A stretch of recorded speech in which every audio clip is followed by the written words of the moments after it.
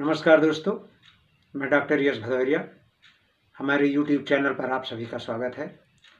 दोस्तों, आज हम उत्तर प्रदेश उच्चतर शिक्षा सेवा आयोग की होने वाली असिस्टेंट प्रोफेसर परीक्षा से संबंधित स्टडी मटेरियल के अंतर्गत 17 प्रश्नों की श्रृंखला लेकर उपस्थित हुए हैं। ये सभी प्रश्न प्रीवियस एग्जाम्स में पूछे गए हैं या कि उसी से रिलेटेड दूसरे प्रश्न हैं जो आगामी एग्जाम के लिए बहुत महत्वपूर्ण होंगे। दोस्तों, हमारे चैनल को अभी आप सब्सक्राइब न किए हो तो सब्सक्राइब कर लें और हमारे चैनल से जुड़े रहें। हमारे चैनल पर जितने भी क्वेश्चंस आपको मिलेंगे वो शिक्षा से संबंधित किसी भी परीक्षा के लिए बहुत ही महत्वपूर्ण होते हैं, चाहे वह परीक्षा असिस्टेंट प्रोफेसर की हो और असिस्टेंट प्रोफेसर की है तो किसी भी स्टेट की हो, और चाहे पीजीटी की हो, चाहे टीजीटी की हो, चाहे पीआरटी की हो, चाहे यूपी टेट की हो, चाहे सीटेट की हो, चाहे किसी भी शैक्षिक एग्जाम से रिलेटेड हो, बहुत ही महत्वपूर्ण हमारे प्रश्न होते हैं। मुख्य रूप से ये यूपीएससी पर फोकस किया जा रहा है। तो आज आइए हम 17 प्रश्नों की श्रृंखला लेकर चलते हैं। तो देखिए आज के हमारे 17 प्रश्नों की श्रृंखला कैसी है। तो भाग 42 का पहला प्रश्न है अंतर्निरीक्षण विधि, इसको अंतर्दर्शन विधि भी कहते हैं, में अच्छे परीक्षण की किन विशेषताओं का अभाव होता है। तो अंतर्दर्शन विधि में विश्वसनीयता का अभाव होता है, वैधता का होता है और वस्तुनिष्ठता का होता है। क्यों अभाव होता है कि अंतर्निरीक्षण विधि, अंतर्दर्शन विधि स्वयं का अध्ययन करती है। व्यक्ति स्वयं का अध्ययन करता है और स्वयं का अध्ययन करता है तो कुछ निश्चित पक्षपात की गुंजाइश होती है, इसलिए इसमें विश्वसनीयता, वैधता और वस्तुनिष्ठता का अभाव होता है। प्रश्न क्रमांक 2। प्रश्न क्रमांक 2 है किस विधि द्वारा प्राप्त परिणामों को कोई दूसरा व्यक्ति परीक्षण करके सत्यापित नहीं कर सकता। तो यह है अंतर्दर्शन विधि। अंतर्दर्शन विधि से जो परिणाम प्राप्त होते हैं उसे कोई दूसरा व्यक्ति परीक्षण करके सत्यापित नहीं कर सकता है, क्योंकि इसमें भी कारण वही है कि दूसरा व्यक्ति सत्यापित इसलिए नहीं कर सकता उसके परिणामों को कि व्यक्ति स्वयं अध्ययन अपने आप का करता है। प्रश्न नंबर 3 है मनोविज्ञान की किस विधि द्वारा प्राप्त परिणाम मात्र आंशिक रूप से सत्य होते हैं। वो यही है अंतर्दर्शन विधि। अंतर्दर्शन विधि से जो परिणाम प्राप्त होते हैं ये आंशिक रूप से ही सत्य होते हैं, इसमें बहुत बड़ी सत्यता नहीं होती, क्योंकि इसमें पक्षपात की गुंजाइश रहती है। प्रश्न नंबर है 4। वह विधि जिसमें आत्मनिरीक्षण किया जाता है, यानी स्वयं का निरीक्षण, अपना निरीक्षण करता है व्यक्ति और किसी उपकरण की आवश्यकता नहीं होती।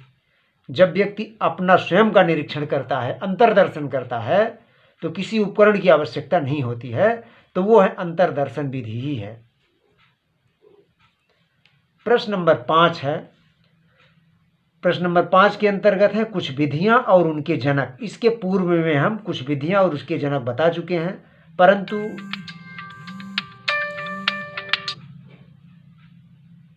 परंतु कभी कुछ छूट जाता है, कुछ विधियां छूट गई होंगी और जैसे ही ध्यान में आता है तो हम हर भाग में उसको कहीं ना कहीं समाहित कर देते हैं। तो अंतर्दर्शन विधि के जनक कौन है? विलियम वुंड व टिचनर अंतर्दर्शन विधि के जनक है। व्यक्ति इतिहास और केस स्टडी, अर्थात केस हिस्ट्री और केस स्टडी, इन दोनों के ही जनक टाइडमैन है। प्रश्न नंबर 3 है प्रश्नावली विधि के जनक वुडवर्थ हैं। साक्षात्कार विधि के जनक विलियम आर मिलर व स्टीफन रोलनिक। तो मिलर या रोलनिक कहीं कहीं ऐसा दे देते हैं, पूरा नाम नहीं देते हैं। तो साक्षात्कार विधि के जनक मिलर व रोलनिक। तो पूरा नाम देख लीजिए, विलियम आर मिलर व स्टीफन रोलनिक। प्रश्न नंबर 6 है, एक सामान्य वितरण, नॉर्मल डिस्ट्रीब्यूशन,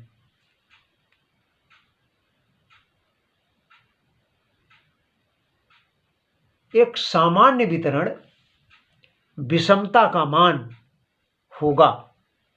तो एक सामान्य वितरण विषमता का मान 0 होता है। प्रश्न नंबर 7 है, अध्यापक शिक्षा में, टीचर एजुकेशन में अलगाव शब्द, टीचर एजुकेशन में अलगाव शब्द किस आयोग द्वारा दिया गया है? तो ये नेट में पूछा गया है क्वेश्चन। तो ये है कोठारी आयोग। इसका आंसर भी कोठारी आयोग दिया गया है। प्रश्न नंबर 8 है, भारत में किस विश्वविद्यालय द्वारा पहली बार बीएड का 4 वर्षीय समेकित पाठ्यक्रम आरंभ किया गया? 4 वर्षीय पाठ्यक्रम बीएड का कुरुक्षेत्र विश्वविद्यालय। प्रश्न नंबर 9 है, जानवर प्रशिक्षित किए जाते हैं जबकि अध्यापकों को शिक्षा दी जाती है। किसका विचार है? ऐसा किसने किया था?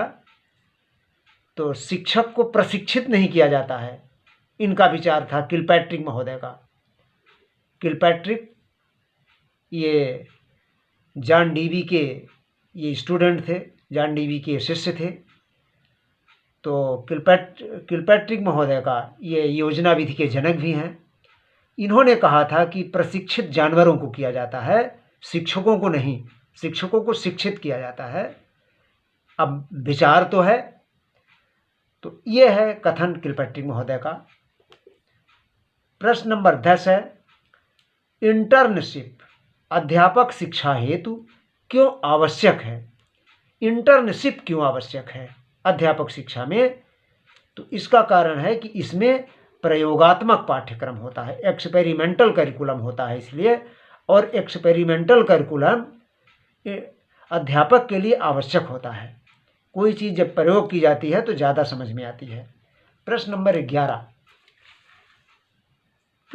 11 है, भारत में शिक्षा शास्त्र में प्रथम पीएचडी उपाधि किस विश्वविद्यालय द्वारा दी गई है? तो वो है बम्बई विश्वविद्यालय। बम्बई विश्वविद्यालय ने पहली पीएचडी उपाधि शिक्षा में दिया था।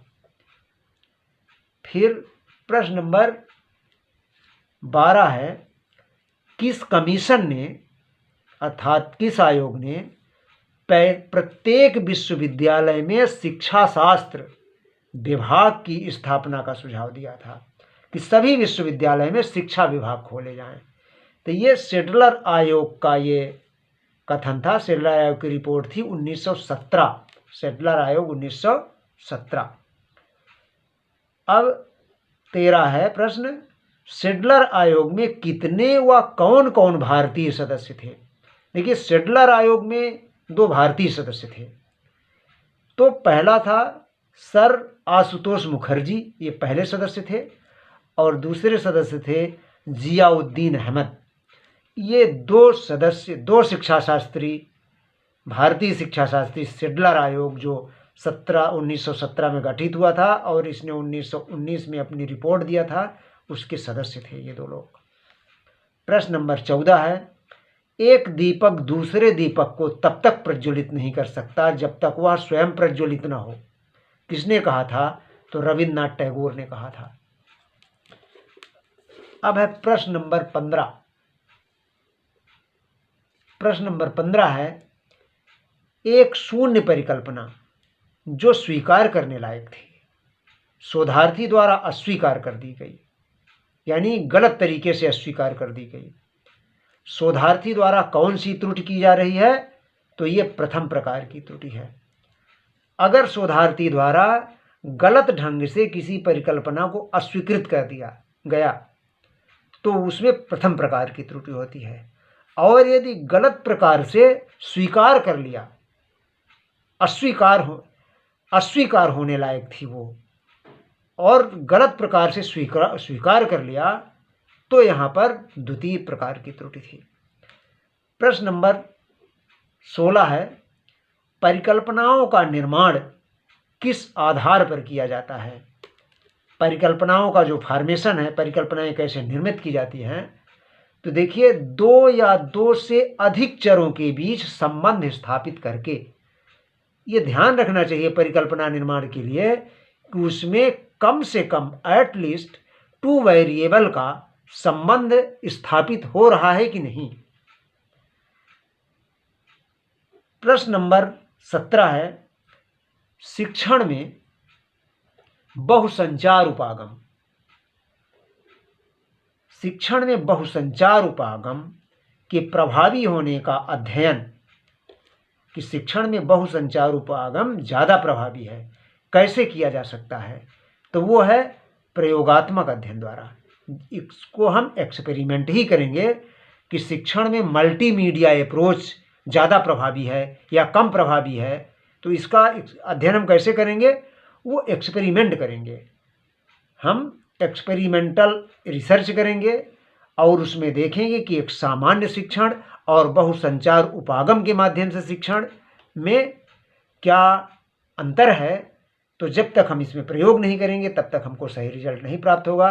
तो दोस्तों, पुनः हम आपसे निवेदन करते हैं अपने पाठ समापन के समय कि अभी तक आपने हमारे इस लेसन को, हमारे वीडियो को पूरे धैर्य के साथ अपना बहुमूल्य समय देकर देखा है और अपने लिए ही देखा है। उसके बावजूद भी हम आपके आभारी हैं। आपको हम बहुत बहुत धन्यवाद देते हैं और पुनः निवेदन करते हैं कि अगर आप हमारे चैनल को सब्सक्राइब नहीं किए हैं तो जल्दी ही सब्सक्राइब कर लें, हमारे चैनल से जुड़े रहें, हमारे वीडियोज़ को देखते रहें और पूरा देखा करें। Thank you so much.